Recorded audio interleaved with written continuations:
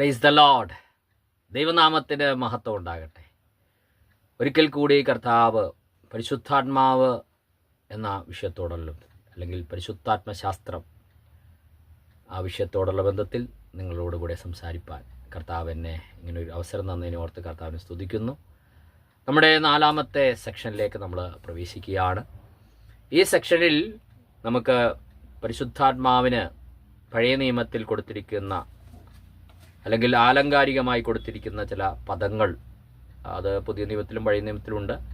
പഴയ നിയമത്തിൽ പറഞ്ഞിരിക്കുന്ന ചില നിഴലുകൾ പോലുള്ള ചില സംഭവങ്ങൾ, ഇതൊക്കെയാണ് നമ്മൾ ചിന്തിക്കാൻ ആഗ്രഹിക്കുന്നത്. എന്നാൽ കഴിഞ്ഞ പ്രാവശ്യത്തെ ക്ലാസ്സിൽ നമ്മൾ പഠിച്ചത് പരിശുദ്ധാത്മാവിൻ്റെ പ്രാധാന്യം, ഈ പഠനത്തിൻ്റെ പ്രാധാന്യം, പരിശുദ്ധാത്മാവ് ആരാണ് എന്നുള്ളതിൽ ദൈവമാണെന്നും വ്യക്തിയാണെന്നും വളരെ ചുരുങ്ങിയ കാര്യങ്ങളാണ്, വളരെ വിശദമായി പറയേണ്ടതും വിശദീകരിക്കേണ്ടതായ കാര്യമാണ്. അതുകൊണ്ട് അതിൻ്റെതായ ചില കുറവുകൾ അതിൽ കാണാം. എങ്കിലും നിങ്ങൾ ആ വിഷയങ്ങളെ പല പ്രാവശ്യം മനസ്സിലാക്കി പഠിക്കണം എന്ന് ആഗ്രഹിക്കുന്നു. കാരണം കുറച്ച് സമയത്തെ മാത്രമൊരു ടൈം പീരീഡാണ് ഞങ്ങൾ ഇട്ടുകൊണ്ടാണ് തരുന്നത്. ഓക്കെ, അപ്പോൾ നമ്മൾ കഴിഞ്ഞ പ്രാവശ്യം പഠിച്ച ഒരു കാര്യമെന്ന് പറഞ്ഞാൽ ആളത്വമുണ്ടെന്നുള്ളതാണ്, ഒരു ശക്തിയല്ല. അതിനുള്ള കാരണങ്ങൾ ഒരു വ്യക്തിയെ വിളിക്കുന്ന പദമാണ് അല്ലേ. ന്യൂമ എന്നാണ് പരിശുദ്ധാത്മാവിനെ കൊടുത്തിരിക്കുന്നത്. അത് എക്വിനോസ് എന്ന പുല്ലിംഗ പദവും ഉണ്ട്. ഞാൻ, അവൻ, അത് എന്നുള്ള പ്രയോഗങ്ങളല്ല. ഏകദേശം 12 പ്രാവശ്യം യോഹന്നാന്റെ സുവിശേഷം 16-ാം അധ്യായത്തിൻ്റെ 7 മുതൽ 14 വരെയുള്ള വാക്യങ്ങളിൽ ചെന്നുമ്പോൾ നമുക്ക് കാണാൻ കഴിയും. സത്യത്തിൻ്റെ ആത്മാവ് എന്നൊക്കെ, വേലക്കായി വേർതിരിപ്പീൻ പരിശുദ്ധാത്മാവ് ഏൽപ്പിച്ചിരിക്കുന്നത്. അപ്പോൾ അവിടെയൊക്കെ അപ്പോസ്തല പ്രവൃത്തി 13:7 പറഞ്ഞിരിക്കുന്നത് കാണുമ്പോൾ നമുക്ക് മനസ്സിലാക്കാൻ കഴിയും. പരിശുദ്ധാത്മാവ് സംസാരിക്കുന്നതൊക്കെ കാണാൻ കഴിയുമ്പോൾ ഒരു വ്യക്തിയാണ് എന്നുള്ളത് മനസ്സിലാക്കാൻ കഴിയും. പിന്നെ നമ്മൾ പഠിച്ച കാര്യമാണ് വ്യക്തി സവിശേഷതകളുണ്ട്. അതായത് അറിവ്, ചിന്ത, വികാരം, പ്രവൃത്തി, ഇച്ഛാശക്തിയുണ്ട്, സ്വന്തമായിട്ട് തീരുമാനങ്ങൾ എടുക്കാം, വാദിക്കുന്നു. പിന്നെ ആത്മാവിൻ്റെ അഭിലാഷം എന്ന് പറയുന്ന വാക്ക് നമുക്ക് ഗലാത്യ ലേഖനം 5:14 കാണാൻ കഴിയുന്നുണ്ട്. പക്ഷവാദം ചെയ്യുന്ന ഒരു അനുഭവം, അതാണ് ഞരക്കങ്ങൾ നമ്മുടെ ഉള്ളിൽ നീങ്ങുന്നത്. അതൊക്കെ ഒരു വ്യക്തിക്ക് മാത്രമാണ്. തടസ്സം നിൽക്കുന്നു, അപ്പോസ്തല പ്രവൃത്തി 16:7. പിന്നീട് നമുക്ക് കണ്ടതാണ് ബുദ്ധി. അത് 1 കൊരിന്ത്യർ 2:16 ദൈവത്തിൻ്റെ ആഴങ്ങളെ, ദൈവം ആരാണെന്ന് നമുക്ക് വെളിപ്പെടുത്തി തരാൻ അത്രത്തോളം കാര്യങ്ങളെ ഗ്രഹിച്ചു തരുന്ന സർവജ്ഞാനിയായിരിക്കുന്നു. ആത്മാവിൻ്റെ ചിന്ത, അപ്പോൾ ചിന്തയുണ്ട്, അപ്പോൾ വ്യക്തിയാണ്. അതാണ് റോമർ 8:27. ഉപദേശിക്കുന്നു, യോഹന്നാൻ 14 പറഞ്ഞിരിക്കുന്നു. സാക്ഷ്യം പറയുന്നു, യേശുവിനെ കുറിച്ച് പറയുന്നു, യോഹന്നാൻ 15:26. വികാരങ്ങളിൽ നമുക്ക് എന്താണ് എഫേസ്യർ 4:30 പറഞ്ഞിരിക്കുന്ന ദുഃഖം അല്ലേ, പരിശുദ്ധാത്മാവിനെ ദുഃഖിപ്പിക്കരുത്. നിന്ദിക്കാമെന്ന് പറഞ്ഞിരിക്കുന്നുണ്ട്. ദൂഷണം പറയുന്നു, പരിശുദ്ധാത്മാവിൻ്റെ ദൂഷണമുണ്ട്. മത്തായിയുടെ സുവിശേഷം 12-ാം അധ്യായത്തിന് 30 വായിക്കുമ്പോൾ കാണാൻ കഴിയും. ഇബ്രായ ലേഖനത്തിലാണ്. പിന്നെ പരിശുദ്ധാത്മാവിനെ നിരസിക്കുന്നവരെ നമുക്ക് കാണാൻ കഴിയും.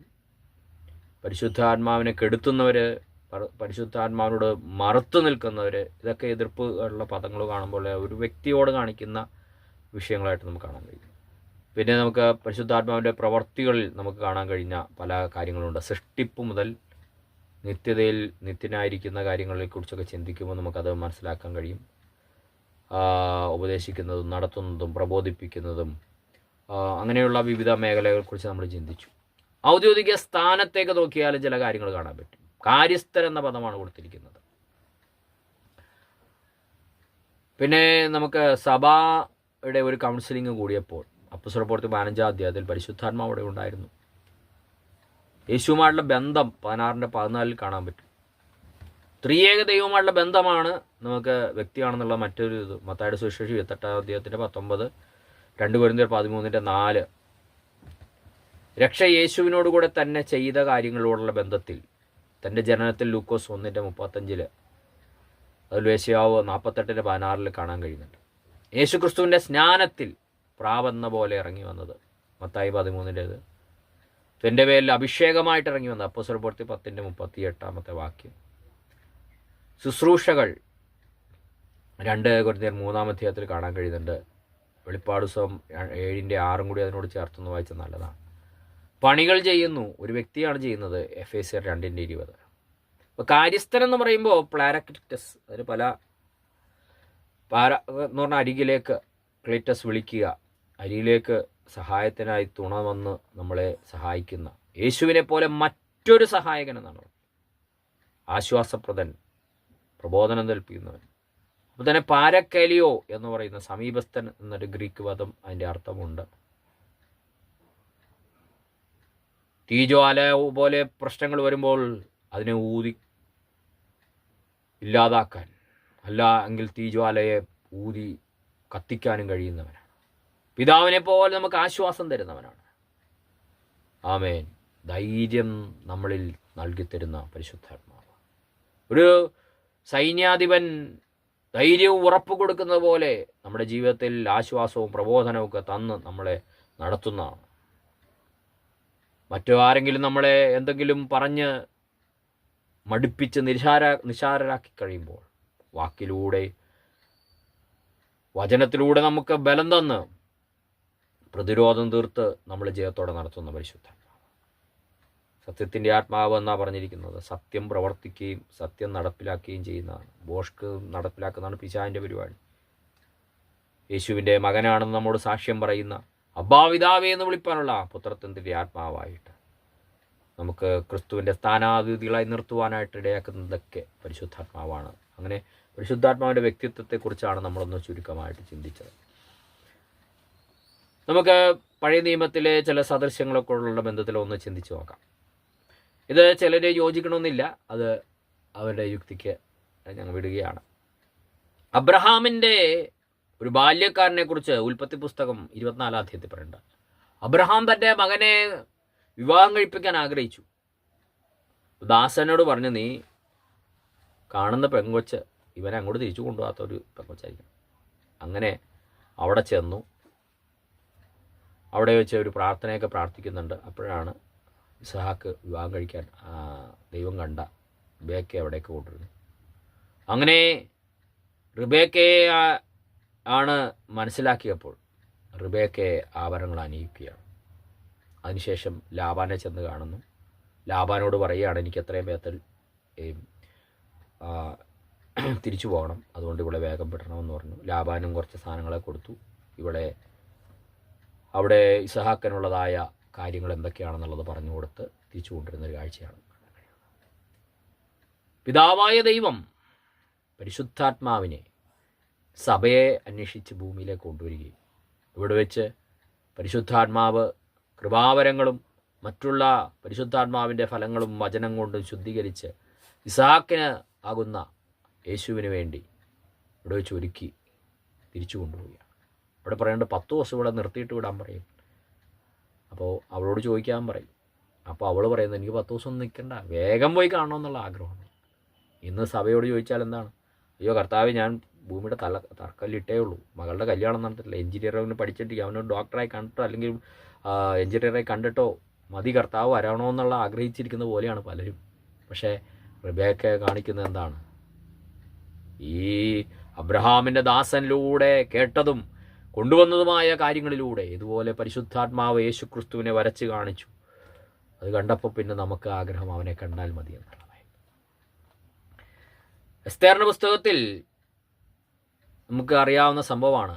വസ്തി രാജ്ഞി മാറിക്കഴിഞ്ഞപ്പോൾ ഒരു പുതിയ രാജ്ഞിയെ കൊണ്ടുവരണം. അങ്ങനെ കന്യകമാരായ അനേകരെ കൊണ്ടുവന്നു. ആ കൂട്ടത്തിൽ ആരും വന്നു, എസ്തേർ വന്നു. അങ്ങനെ എസ്തേറിനെ രാജാവിൻ്റെ മുമ്പിൽ എങ്ങനെ പെരുമാറണമെന്നുള്ളതും മറ്റു പല കാര്യങ്ങളും ചെയ്യാൻ ശുദ്ധീകരണകാലം അവിടെ പല വാക്കുകൾ അവിടെ എഴുതിയിട്ടുണ്ട്. തൈലത്തിലൂടെയുള്ള ഒരു ഇത്, പിന്നെ സുഗന്ധദ്രവ്യങ്ങളുടെ അവരുടെ മണമൊക്കെ മാറ്റിയെടുക്കണം. അങ്ങനെ മണവും ഗുണവും എല്ലാം മാറ്റി ഒരു രാജ്ഞിയായി തീരണമെങ്കിൽ സാധാരണ നാട്ടുകാരിക്ക് അങ്ങോട്ട് ചെന്ന് കഴിഞ്ഞാൽ അതിനനുസരിച്ച് പെരുമാറണം എന്ന് പറയത്തില്ല. ആ പെരുമാറ്റങ്ങളൊക്കെ പഠിപ്പിച്ചു കൊടുത്തത് ഹേഗായി എന്ന് പറയുന്ന ഒരു വ്യക്തിയാണ് അവിടെ. ഇവിടെയും പരിശുദ്ധാത്മാവ് ക്രിസ്തുവിൻ്റെ മണവാട്ടിക്ക് വേണ്ടി ക്രിസ്തുവിൻ്റെ ആ മണവാട്ടി ഒരുക്കി. പിന്നീട് അവിടെ ചെല്ലുമ്പോൾ അഹശ്വേരോശ് രാജാവിന് ഇഷ്ടപ്പെട്ടതുപോലെ ഇവിടെ ക്രിസ്തു തന്നെയാണ് എല്ലാ കാര്യങ്ങളും ചെയ്യുന്നതെന്ന് നമുക്കറിയാം. എങ്കിൽ തന്നെയും അതൊരു നിഴലായിട്ട് പറയാറുള്ള ഒരു കാര്യമായിട്ടാണ്. ഓക്കെ, നമുക്ക് പിന്നീട് തിരുവെഴുത്ത് തന്നെ പറയുന്ന ഒരു അതുണ്ടല്ലോ, യേശു പറയുന്നതാണല്ലോ, ഉത്സവത്തിൻ്റെ ഒടുക്കത്തെ നാളിൽ നിന്നുകൊണ്ട് കർത്താവ് സംസാരിച്ചു. തിരുവെഴുത്ത് പറയുന്ന പോലെ ജീവജലത്തിൻ്റെ നദികൾ ഒഴുകും. കർത്താവ് തന്നെ അലങ്കാരിക പദത്തെ പരിശുദ്ധാത്മാവോട് ഉപമിച്ചു. അവസാനം പറയുന്നുണ്ട്, അവൻ തന്നിൽ വിശ്വസിക്കുന്നവർക്ക് നൽകാൻ പോകുന്ന പരിശുദ്ധാത്മാവിനെ കുറിച്ചാണ് പറഞ്ഞത്. അപ്പോൾ അലങ്കാര പ്രയോഗങ്ങൾ ഉണ്ട് എന്നുള്ളത് യേശു തന്നെ തെളിയിച്ചിരിക്കുകയാണ്. അതിലൊരു പ്രയോഗമാണ് കാറ്റ്. കാറ്റ് എവിടെ നിന്ന് വരുന്നുവെന്നും എങ്ങോട്ട് പോകുമെന്നും അറിയുന്നില്ല. എവിടെയാ? യോഹന്നാന്റെ സുവിശേഷം 3-ാം അധ്യായത്തിൻ്റെ 8. അങ്ങനെയാണ് ആത്മാവിൽ ജനിച്ചവൻ. പരിശുദ്ധാത്മാവിൽ ജനിച്ചവൻ്റെ ഒരു പ്രത്യേകത എന്ന് വെച്ചാൽ അവന് സ്വന്തം ഇഷ്ടമൊന്നുമില്ല. ശമരിയയിൽ പോയി ശുശ്രൂഷിച്ചുകൊണ്ടിരിക്കുമ്പോൾ പെട്ടെന്ന് പറഞ്ഞു, നീ അങ്ങോട്ട് പോവാ, എവിടെ? നിർജ്ജന പ്രദേശത്ത് ആരും ഇല്ലാത്തത്. അങ്ങോട്ട് പോയി കഴിഞ്ഞപ്പോൾ ദൈവം എൻ്റെ രഥം ചേർന്ന് നടക്കാൻ പറഞ്ഞു. അവനെ വിളിച്ചു, സുവിശേഷം പറഞ്ഞു, സ്നാനപ്പെട്ട് കഴിഞ്ഞാൽ പിന്നെ അടുത്ത പരിപാടി എന്താ? അത് നേരെ അസ്കോല അങ്ങോട്ട് പോയി. ഇങ്ങനെ ആത്മാവിൽ സഞ്ചരിക്കുന്നവനെ പ്ലാനും പദ്ധതിയൊന്നുമില്ല എന്ന് പറഞ്ഞ ബുദ്ധിയില്ലെന്നുള്ളതല്ല. അത് കാറ്റ് പോലെയാണ്. കാറ്റ് എവിടെ നിന്ന് വരുന്നു, എങ്ങോട്ട് പോകുമെന്ന് അറിയത്തില്ല. ഇന്ന് ജോലി ചെയ്തിട്ടിരിക്കുന്ന സമയത്തായിരിക്കും പെട്ടെന്ന് കർത്താവ് പറയണം, നീ എൻ്റെ വേലക്കായിട്ട് ഇറങ്ങുക. അത് ഡോക്ടറാണോ എഞ്ചിനീയറാണോ ഇത്ര വലിയ ഉന്നത പദവിയാണെങ്കിൽ വല്ലിട്ട് സുവിശേഷ വിരോധികൾ അനേകരെ രക്തസാക്ഷികളാക്കിക്കൊണ്ടിരിക്കുന്ന സ്ഥലത്തേക്കായിരുന്നു, അല്ലെങ്കിൽ മക്കൾക്കൊരു സ്കൂൾ പോലും ഇല്ലാത്ത സ്ഥലങ്ങളിലേക്ക് പോയ എത്രയോ ദൈവവാസന്മാർ ഈ കാലഘട്ടത്തിൽ പോയിട്ട്. അവരെല്ലാം കാറ്റുകളാണ്. നമുക്ക് പലപ്പോഴും പരിശുദ്ധാത്മാവിനെ അനുസരിച്ച് ജീവിക്കുന്നുണ്ടോ എന്ന് നമ്മളെ തന്നെ ഒന്ന് പരിശോധിക്കണം. അതുപോലെ 37-ാം അധ്യായത്തിൽ ജീവനുള്ള സൈന്യത്തെ ഉളവാക്കാൻ അസ്ഥികളുടെ താഴ്വരയിലേക്ക് എസെക്കിയേലിനെ കൊണ്ടുപോയി നിർത്തി. ഈ അസ്ഥികൾ ജീവിക്കുമോ എന്ന് ചോദിച്ചു.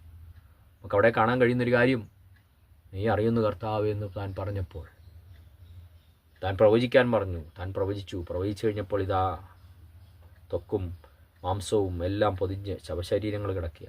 പക്ഷേ നിർത്തിയില്ല, ഇനിയുമുണ്ട്. പരിശുദ്ധാത്മാവിൻ്റെ പ്രവൃത്തിയും കൂടി നടക്കാനുണ്ട്.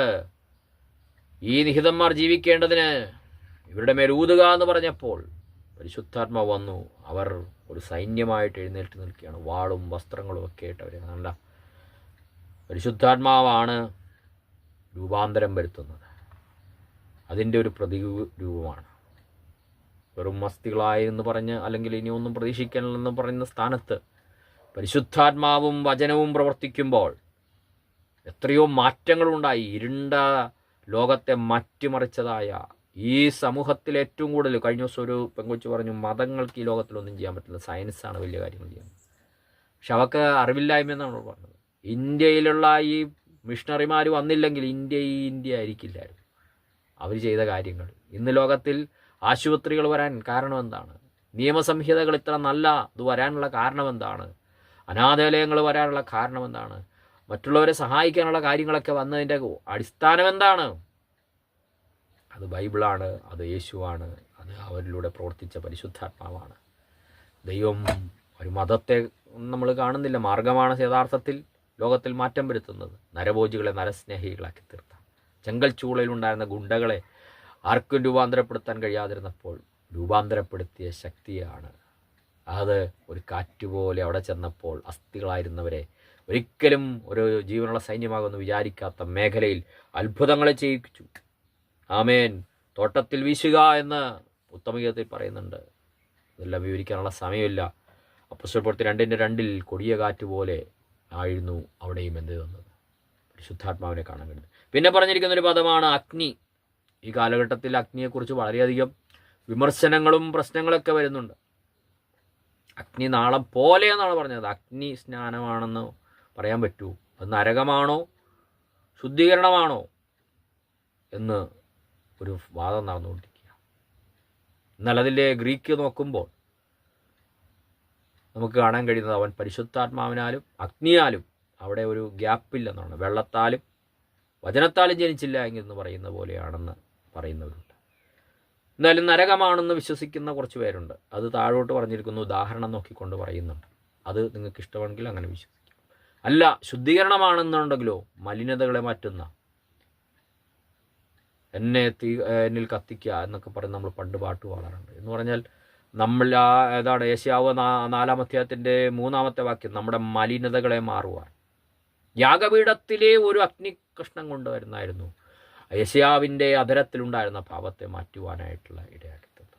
പരിശുദ്ധാത്മാവിൻ്റെ പ്രവൃത്തി മൂലം ഉണ്ടാകുന്ന അനവധി കാര്യങ്ങൾ നമുക്ക് വേണമെങ്കിൽ പറയാം. അപ്പോൾ തന്നെ പരിശുദ്ധാത്മാവ് പഴയ നിയമത്തിൽ 13 പുറപ്പാട് 13:21 വഴി നടത്തുന്ന അഗ്നിസ്തംഭമായിട്ട് വരുന്നുണ്ട്. അതിനെക്കുറിച്ച് സങ്കീർത്തനത്തിൽ പറയുന്നുണ്ട് 78:14 നടത്തി. ഇനി വെളിപ്പാട് പുസ്തകത്തിലേക്ക് പോയി കഴിഞ്ഞാൽ സിംഹാസനത്തിൻ്റെ മുമ്പിൽ 7 ആത്മാക്കളായ 7 ദീപങ്ങളെ കണ്ടു എന്ന് പറയുന്നു. സെഫന്യാവ് 1:12 പറയുമ്പോൾ ശോധന ചെയ്യുന്നതും 1 രാജാക്കന്മാർ 19 അധ്യായത്തിൽ ആകാശത്തു നിന്നിറങ്ങിയ ദൈവിക അംഗീകാരത്തിൻ്റെയും ഒരു പദമായിട്ട് അഗ്നിയെ കാണാൻ കഴിയുമ്പോൾ പരിശുദ്ധാത്മാവിൻ്റെ ഏകദേശം ഒരു അലങ്കാരിക പദമായിട്ട് നമുക്ക് കാണാൻ കഴിയും. അതെപ്പോഴും കത്തിക്കൊണ്ടിരിക്കണമെന്നാണ് പറയുന്നത്. നമ്മുടെ അകത്ത് പരിശുദ്ധാത്മാവിൻ്റെ ജ്വാല ഉണ്ടാകണം. അതിനെയൊക്കെയാണ് അത് കാണിക്കുന്നത്. പിന്നെ കൊടുത്തിരിക്കുന്നൊരു പദമാണ് പ്രാവ്. പ്രാവിൻ്റെ സ്വഭാവ ഗുണങ്ങളൊക്കെ ഒന്ന് പറയണമെന്ന് ആഗ്രഹമുണ്ട്. പക്ഷേ ഇത് പറഞ്ഞുകൊണ്ടിരുന്നാൽ നമുക്ക് കുറേ സെക്ഷനുകൾ ഇതായിപ്പോവും. ഇത്ര നിഷ്കളങ്കമായിരിക്കുന്നതും എൻ്റെ ഒരു കറയില്ലാത്തതുമായ പരിശുദ്ധാത്മാവിൻ്റെ സ്വഭാവത്തെ കാണിക്കുന്നതാണ്. പരിശുദ്ധാത്മാവ് ഇറങ്ങി വന്നതും അതുപോലുള്ളൊരു വ്യക്തിയിലേക്കാണ്. പരിശുദ്ധാത്മാവ് ഒരിക്കൽ എവിടെയോ കേട്ടു, വിവേകാനന്ദ പുസ്തകത്തിൽ എഴുതി വെച്ചു, പരിശുദ്ധാത്മാവ് പ്രാവിൻ്റെ രൂപത്തിൽ പ്രത്യക്ഷപ്പെട്ടു. അത് തെറ്റാണ്. പ്രാവ് എന്ന പോലെ എന്നൊരു പ്രയോഗം പറഞ്ഞിട്ടുള്ളൂ. അത് അഗ്നി പോലെ എന്നുള്ളതാണ്. കാണുമ്പോൾ അഗ്നിയാണ്, പക്ഷെ അഗ്നിയല്ല. പ്രാവാണോ? പ്രാവല്ല. പക്ഷെ അതുപോലെ കാണുമ്പോൾ തോന്നി എന്നുള്ളതാണ് നമുക്ക് മനസ്സിലാക്കാൻ. അതെൻ്റെ നിഷ്കളങ്കത്വം. നിങ്ങൾ പ്രാവിനെ പോലെ നിഷ്കളങ്കരായിരിപ്പിനെന്ന് കർത്താവ് തന്നെ മത്തായിയുടെ സുവിശേഷം 10:16 പറയുന്നുണ്ടല്ലോ. യേശുക്രിസ്തുവാകുന്ന പവിത്രനിലേക്ക്, നിഷ്കളങ്കനായ യേശുക്രിസ്തുവിലേക്ക് നിഷ്കളങ്കനായ പരിശുദ്ധാത്മാവ് എന്ത് ചെയ്തു? ഇറങ്ങി വന്നു എന്നുള്ളതാണ് നമുക്ക് മനസ്സിലാക്കാൻ കഴിയുന്നത്. ഇനി മറ്റത് ഇതാണ് ഈ എണ്ണ. അതിനെ സങ്കീർത്തനക്കാരൻ 45 സങ്കീർത്തനത്തിൻ്റെ 6-7 പറയുന്നത്, കൂട്ടുകാരിൽ പരന്തമായി ആനന്ദതൈലം കൊണ്ട് തന്നെ അഭിഷേകം ചെയ്തിരിക്കുന്നു. ആനന്ദം തരുന്ന തൈലം. യെശയ്യാവ് 61 കാണുന്നുണ്ട്, നിങ്ങൾക്ക് ആനന്ദതൈലം തരുമെന്ന്. എന്തിന്? കണ്ണീരിന് പകരം. Praise the Lord. അപ്പോൾ ജീവിതത്തിൽ പല കണ്ണീരിന് അനുഭവമുള്ളവർ പരിശുദ്ധാത്മാവിൻ്റെ അഭിഷേകത്തിൻ്റെ ചില പ്രവൃത്തി വെളിപ്പെട്ട് കഴിഞ്ഞാൽ അവർ പിന്നീട് ആ മുറിയിൽ മുഴുവൻ സാക്ഷ്യം പറയുമ്പോൾ അവർക്കെല്ലാവർക്കും ആനന്ദം കിട്ടുന്ന സാക്ഷ്യം പറയും. ചിലരെ കണ്ണീരോടെ ഒരു കാലത്തുണ്ടായിരുന്നവർ. എനിക്കറിയാം, എൻ്റെ അടുത്തുണ്ടായിരുന്ന എബ്രേസർ ജോസഫ് പേട്ടൻ എന്ന് പറയും. ആത്മഹത്യ ചെയ്യാൻ ആഗ്രഹിച്ചു. കാരണം എന്താണെന്ന് വെച്ച് കഴിഞ്ഞാൽ താനൊരു തയ്യക്കാരനായിരുന്നു. ചെറിയ പെട്ടിക്കടയായിരുന്നു. ഒരു ദിവസം രാത്രി കള്ളൻ ആ പെട്ടിക്കടയിൽ കയറി അവിടെ ഇരുന്ന മിഷ്യനും അവിടെ ഇരുന്ന തുണിയും കെട്ടുകൊണ്ടുപോയി. താൻ രാവിലെ വന്ന് തുറന്നു നോക്കുമ്പോൾ കാണുന്നത് ഇതൊന്നുമില്ല. തനിക്കാണെങ്കിൽ പെമ്മക്കളായുള്ളത്. അങ്ങനെ പാലത്തിൽ കയറി മരിക്കാൻ വേണ്ടി അദ്ദേഹം പോകുമ്പോൾ മറ്റൊരു ദൈവാസിൻ്റെ ഉള്ളിൽ പ്രേരണ കൊടുത്തു, ഇന്ന വ്യക്തി ഇന്ന പാലത്തിൽ നിന്ന് ചാടി മരിക്കാൻ പോകും, നീ ചെല്ലാൻ പറയും. അങ്ങനെ അദ്ദേഹം അവിടെ ചെന്നു. അദ്ദേഹം പറഞ്ഞു, നീ മരിക്കരുതെന്ന് പറഞ്ഞു. എങ്ങനെയാണ് നിങ്ങൾ അറിഞ്ഞതെന്ന് ചോദിച്ചു. കാര്യങ്ങൾ പറഞ്ഞു. അങ്ങനെ വന്നു. അയാൾ വിശ്വാസി രക്ഷിക്കപ്പെട്ടു. അദ്ദേഹം എന്നോട് നേരിട്ട് പറഞ്ഞൊരു കാര്യമുണ്ട്, പാസ്റ്ററെ, ഞാൻ രാത്രിയിൽ എൻ്റെ മക്കളെ ഓർത്ത് ദിവസനെ കരയുമായിരുന്നു. എൻ്റെ തലോണി മുഴുവൻ നനയുമായിരുന്നു. പക്ഷേ ആ ദേശത്ത് താൻ വലിയൊരു തുണിക്കട, 1 കോടി രൂപയുടെ തുണിക്കടക്കാരനായി പിന്നീട് ദൈവം മാറ്റി. ഭൗതികമായി മാറ്റിയ കാര്യമല്ല ഞാൻ പറയുന്നത്. ഭൗതികമായിട്ടും ദൈവത്തിന് അനുഗ്രഹിക്കാൻ പറ്റും. മാത്രമല്ല അദ്ദേഹത്തിൻ്റെ മരുമക്കളൊക്കെ നല്ല ആത്മീയരായിട്ടുള്ള അനേകർ വന്ന് തൻ്റെ മക്കളെ കല്യാണം കഴിച്ചു പോയി. എബ്രേസർ ജോസഫ് പേട്ടൻ അവിടെ അറിയപ്പെടുന്ന ഒരു വ്യക്തിയായി പിന്നീട് മാറാനായിട്ട് കഴിയാത്ത. കണ്ണീര് ആനന്ദതൈലമായതാണ്. ഇതിങ്ങനെ ഓരോ അനുഭവങ്ങൾ പറയാനാണെങ്കിൽ അനവധിയുണ്ട്. നമുക്ക് അങ്ങനെ പറയാനുള്ള സമയം ചുരുക്കമായതുകൊണ്ട് ഞാൻ നിർത്തുകയാണ്. കടം തീർക്കുന്ന ഒരു അനുഭവത്തെക്കുറിച്ച് രാജാക്കന്മാരുടെ പുസ്തകത്തിൽ നമുക്ക് കാണാൻ കഴിയുന്നുണ്ട്. 4-ാം അധ്യായത്തിൽ. 17-ാം അധ്യായത്തിൽ സാരാഫത്തിലെ വിധവയുടെ എണ്ണയെക്കുറിച്ച് നമുക്ക് കാണാൻ കഴിയും. സങ്കീർത്തനം 92:10 മുഖം മിനുക്കുന്നത്. യെശയ്യാവിൽ നമ്മൾ നേരത്തെ കണ്ടതുപോലെ ദുഃഖം മാറ്റുന്ന എണ്ണ. മത്തായിയുടെ സുവിശേഷം 25-ാം അധ്യായത്തിൽ ബുദ്ധിയുള്ളവർ കരുതിയ എണ്ണയായിട്ട്. അതൊക്കെ എൻ്റെ വ്യാഖ്യാനങ്ങളൊക്കെ പലതും ശരിയല്ല എന്ന് പറയുന്നവരുണ്ട്.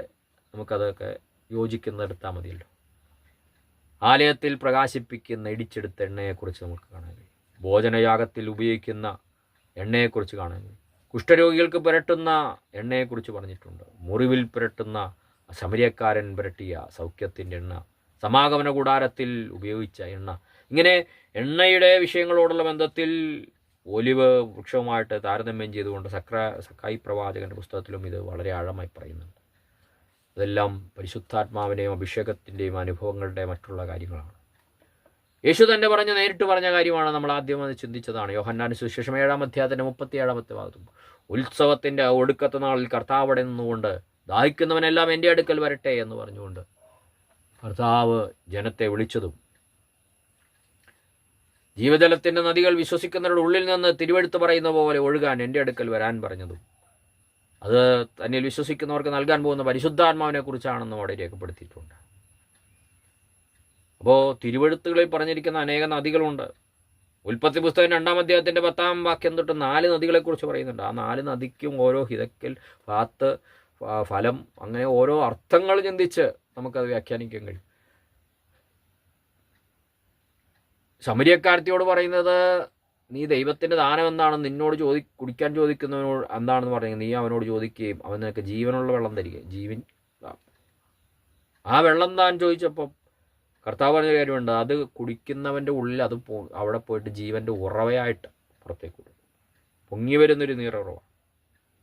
യെശയ്യാവ് 47-ാം അധ്യായത്തിൽ ആലയത്തിൽ നിന്നും ഒഴുകുന്ന ഒരു നദിയെക്കുറിച്ച് കാണാം. സങ്കീർത്തനം 46-ൽ ഒരു നദി, അത് ജനത്തെ സന്തോഷിപ്പിക്കുന്ന, പരിശുദ്ധാത്മാവിലുള്ള സന്തോഷം ഭക്ഷണവും പാനീയവും ഒന്നും അല്ല എന്ന് നമുക്ക് റോമാലേഖനത്തിലും 14-ാം അധ്യായത്തിൻ്റെ 7-ാമത്തെ വാക്യം എസെക്കിയേലിൽ ജീവിപ്പിക്കുന്ന നദിയായിട്ട് നമുക്ക് കാണാൻ കഴിയും. സങ്കീർത്തനം 1-3 നദിയെക്കുറിച്ച് പറയുന്നുണ്ട്. അത് വചനത്തോട് ബന്ധപ്പെട്ടാകുമ്പോൾ ഫലപുഷ്ടി ഉണ്ടാക്കുന്നതാണ്. അത് യെശയ്യാവ് 27-ൽ 3-6 വാക്യങ്ങൾ കാണും. യെശയ്യാവ് 36-9 ദാഹശമനം വരുത്തുന്ന ഇതിനെക്കുറിച്ച് കാണാൻ പറ്റും. യെശയ്യാവ് 4-17 കാണാൻ കഴിയുന്നത് ശുദ്ധീകരിക്കുന്ന. യെശയ്യാവ് 47 തന്നെ അതിനപ്പുറത്തും ഇപ്പുറത്തും എന്തുണ്ട്, രോഗശാന്തി നിരത്തുന്ന എന്ന് പറഞ്ഞാൽ പരിശുദ്ധാത്മാവിൻ്റെ പ്രവൃത്തി വെളിപ്പെടുത്തുന്നിടത്ത് രോഗശാന്തി ഉണ്ടാകും എന്നുള്ളതാണ്. അങ്ങനെ അവരുടെ മേൽ നിർമ്മല ജലം നൽകുമെന്ന് യെശയ്യാവ് പ്രവാചകൻ്റെ പുസ്തകം 36-ാം അധ്യായത്തിൻ്റെ 25-26-ലും യെശയ്യാവ് 44-3 കാണുമ്പോൾ എണ്ണയും വെള്ളവും തമ്മിലുള്ള വ്യത്യസ്തമായി പറഞ്ഞിരിക്കുമ്പോൾ അഭിഷേകത്തെക്കുറിച്ചും എണ്ണയുടെ ഉപമാനവും ആത്മസ്ഥാനത്തെക്കുറിച്ചും മറ്റൊരു കാര്യമായിട്ട് നമുക്ക് യോജിപ്പിച്ചുകൊണ്ട് പറയാമെന്ന് അനുഗ്രഹീതരായ ദൈവാസന്മാർ പറയാറുണ്ട്. അല്ലേ, മറ്റൊരു കാര്യം കൂടി അതിനോട് ബന്ധപ്പെട്ടെന്ന് പറയാൻ ആഗ്രഹിക്കുന്നു. താമ്രത്തൊട്ടി, സമാഗമന കൂടാരത്തിലെ താമ്രത്തൊട്ടി പരിശുദ്ധാത്മാവിൻ്റെ നിഴലായിട്ടാണ് കാണാൻ കഴിയുന്നത്. അങ്ങനെ വെള്ളവും എണ്ണയും ഒക്കെ പരിശുദ്ധാത്മാവിനെ കാണിക്കുക. നേരത്തെ പറഞ്ഞതുപോലെ ഒരു പ്രാവിനെ പോലെ ചിറകുണ്ടായിരുന്നെങ്കിലെന്ന് സങ്കീർത്തനക്കാരൻ പറയുന്നുണ്ട്. വേഗത്തിൽ പറന്നു പോകുന്നത് പോലെ മനോഹരമായ ചിറകുകളാണ് പ്രാവിനുള്ളതെന്ന് സങ്കീർത്തനം 68-13 കാണാൻ കഴിയും. ഉത്തമയുഗത്തിൽ കുറുപ്രാവിനെക്കുറിച്ച് പറയുമ്പോൾ ഒരു സ്ഥിരമായ സ്നേഹമുള്ള ഒരു പ്രാവിനെക്കുറിച്ചാണ്. കുറുകിൽ കഴിയുന്ന യെശയ്യാവ് 59-12 കാണാൻ കഴിയും. പ്രത്യേക ആഹാരം അത് കഴിക്കത്തുള്ളൂ. നോഹയുടെ പെട്ടകത്തിൽ നിന്ന് പുറത്തു പോയപ്പോൾ മലങ്കാക്ക പലപ്പോഴും തിരിച്ചും പുറത്തേക്ക് വന്നു. പക്ഷേ പ്രാവ് അങ്ങനെ വന്നില്ല. കാരണം അതിന് ശുദ്ധിയായിട്ടുള്ള ആഹാരമൊക്കെ കാക്ക എവിടെയും പോയി കഴിക്കും. ആ പെട്ടകത്തിലെ പ്രാവ് ഒക്കെ വളരെ ചിന്തിക്കാനുണ്ട്. ആദ്യം പോയതും ഇതൊക്കെ ഇവിടെ ന്യായപ്രമാണത്തിൽ എങ്ങും കാലുകുത്താതിരുന്നു, എന്നാൽ പിന്നീട് കാലുകുത്തിയതും ഒലിവ് അങ്ങനെയൊക്കെയുള്ള വ്യാഖ്യാനങ്ങളൊക്കെ ഈ ആലങ്കാരിക പ്രയോഗത്തോടുകൂടി പ്രസംഗിക്കാറുണ്ട്. അതിലൊക്കെ നമുക്കിപ്പോൾ ഓരോന്നിടത്ത് പ്രസംഗിക്കാനൊന്നും അല്ലല്ലോ, ഒരു ചെറിയ കാര്യം നിങ്ങളെ ഒന്ന് പറഞ്ഞ് വിടുവാൻ മാത്രമാണ് ആഗ്രഹിച്ചത്. മറ്റൊന്നാണ് വീഞ്ഞ്. എഫെസ്യ ലേഖനം 5-ാം അധ്യായത്തിൽ വീഞ്ഞു കുടിച്ച് മത്തരാകരുത്, എന്നാൽ പരിശുദ്ധാത്മ നിറഞ്ഞവരായെന്നാണ് പറഞ്ഞത്. അപ്പോസ്തലന്മാരുടെ പെന്തക്കോസ്ത് നാളിൽ നമുക്ക് കാണാൻ കഴിയുന്നത് അവരെക്കുറിച്ച് പറഞ്ഞത് ഇവർ വീഞ്ഞു കുടിച്ചിട്ടാണ് വന്നതെന്നാണ്. വീഞ്ഞ് വീട്ടിലേക്ക് എന്നെ കൊണ്ടുവന്നിരിക്കുന്നു എന്നാണ് ഉത്തമഗീതത്തിൽ നമുക്ക് കാണാൻ കഴിയുന്നത്. യോവേൽ പ്രവാചകന്റെ പുസ്തകത്തിൽ പുതുവീഞ്ഞ് വറ്റി ദുഃഖം വറ്റിപ്പോയെന്നൊക്കെ പറയുന്നുണ്ട്. അത് ആത്മീയ അനുഭവങ്ങൾ പോകുമ്പോഴാണ്. അതേ 3-ാം നാളിൽ യേശു ചെന്നപ്പോൾ ഖനായിൽ അവിടെയും വീഞ്ഞു തീർന്നു പോയ ഒരു അനുഭവം. ഈ കാലഘട്ടത്തിലും 6 കൽഭരണികൾ ഇന്നും കർത്താവ് അന്വേഷിച്ചുകൊണ്ടിരിക്കുകയാണ്. പരിശുദ്ധാത്മാവിൻ്റെ പ്രവർത്തനങ്ങൾ നിന്നുപോയെന്ന് പറഞ്ഞുകൊണ്ടുള്ള രീതിയിലായിരിക്കുമ്പോൾ, അതിൻ്റെ പ്രവർത്തനങ്ങൾ കാണാതാകുമ്പോൾ, 3 എന്ന് പറയുന്നത് ഓരോ ദിവസങ്ങളാണെങ്കിൽ 1000 ആണെങ്കിൽ 3-ാം ദിവസം എന്ന് പറയുന്നത് ഇപ്പോൾ ഈ 2024 അല്ലെങ്കിൽ 2000-ന് ശേഷമാണ് ദൈവത്തിൻ്റെ ദൃഷ്ടിയിൽ എന്ന് പറയുന്ന വ്യാഖ്യാനങ്ങളുണ്ട്. 1000 കഴിഞ്ഞപ്പോൾ 1-ാമത്തെ ദിവസം കഴിഞ്ഞു, 2-ാമത്തെ കഴിഞ്ഞു, 3-ാമത്തെ നാളെന്ന് പറയുന്നത് ഈ 2000-ന് ശേഷമാണ്. ഇപ്പോൾ വീഞ്ഞ് ഇല്ലാതെ വന്നു, കുറഞ്ഞിരിക്കുന്നു എന്നാണ് ശരിക്കും ഗ്രീക്ക് ഭാഷയിൽ അർത്ഥമുണ്ട്. അങ്ങനെ നമുക്ക് ആലങ്കാരികമായിട്ട് പ്രസംഗിക്കുമ്പോൾ ആ കാര്യങ്ങളൊക്കെ പ്രസംഗിക്കുന്നുണ്ട്. കർത്താവ് പറഞ്ഞൊരു കാര്യമുണ്ട്, ഈ വീഞ്ഞ് പുതിയ തുരുത്തിയിൽ പകരണം, പഴയ തുരുത്തിയിൽ പകരാൻ പറ്റത്തില്ല. അപ്പോൾ തുരുത്തി രൂപാന്തരപ്പെട്ടും ഒരു വീണ്ടും ജന്മം പ്രാപിച്ചവരിൽ മാത്രമേ കർത്താവിന് അങ്ങനെ പകരാൻ പറ്റത്തുള്ളൂ. വീഞ്ഞ് സന്തോഷിപ്പിക്കുന്നതാണ്. വീഞ്ഞ് നമ്മുടെ ജീവിതത്തിൽ ഒരു സൗഖ്യത്തിൻ്റെതാണെന്ന് ലൂക്കോസ് ശമരിയക്കാരനുള്ള ബന്ധത്തിൽ നമുക്ക് കാണാൻ കഴിയും. ഇങ്ങനെ അന്നത്തെ യഹൂദന്മാരുടെ ഇടയിൽ ഉണ്ടായിരുന്ന, നമ്മളിവിടെ ചായയാണ് ഉപയോഗിക്കുന്നതെങ്കിൽ അവിടെ അതിന് പകരം ഉപയോഗിച്ചുകൊണ്ടിരുന്നത് ഇങ്ങനെയുള്ള വസ്തുക്കളായിരുന്നു. നമുക്ക് ഒരു നിമിഷം പ്രാർത്ഥിക്കാം. ഞങ്ങളുടെ ദൈവമേ, സ്വർഗപിതാവേ, പരിശുദ്ധാത്മാവിനെക്കുറിച്ച് ആലങ്കാരികമായി പറഞ്ഞിരിക്കുന്ന വ്യക്തികൾ ചില സദൃശ്യമായ വസ്തുക്കളെക്കുറിച്ച് ചിന്തിപ്പറയുന്നു. അതിലൊക്കെ കിടക്കുന്ന ആഴമേറിയ മുത്തുകൾ വരുന്ന നാളുകളിൽ കൂടുതൽ ആഴത്തിൽ പഠിച്ച് പരിശുദ്ധാത്മാവിന് ആ അനുഭവങ്ങൾ ഞങ്ങളുടെ ജീവിതത്തിൽ ഉണ്ടാകാൻ ഞങ്ങളെ സഹായിക്കണമേ. കർത്താവ് പ്രാർത്ഥന കേട്ട് അനുഗ്രഹിക്കണം. ഈ ക്ലാസ് അറ്റൻഡ് ചെയ്യുന്ന എല്ലാവരും അനുഗ്രഹിച്ചാട്ടെ. കർത്താവ് യേശു ക്രിസ്തുവിൻ്റെ നാമത്തിൽ അപേക്ഷിക്കുന്നു, കേൾക്കണമേ സ്വർഗീയ നല്ല പിതാവേ. ഈ സമയം വരെ ഞങ്ങളെ കേട്ട് ഇത്രത്തോളം കാര്യങ്ങളെ പഠിക്കാൻ താല്പര്യം കാണിച്ച നിങ്ങൾക്ക് പ്രത്യേക അഭിനന്ദനങ്ങൾ അറിയിക്കുന്നു. ദൈവം ഈ വചനങ്ങളാൽ നിങ്ങളെല്ലാവരെയും അനുഗ്രഹിക്കുമാറാകട്ടെ.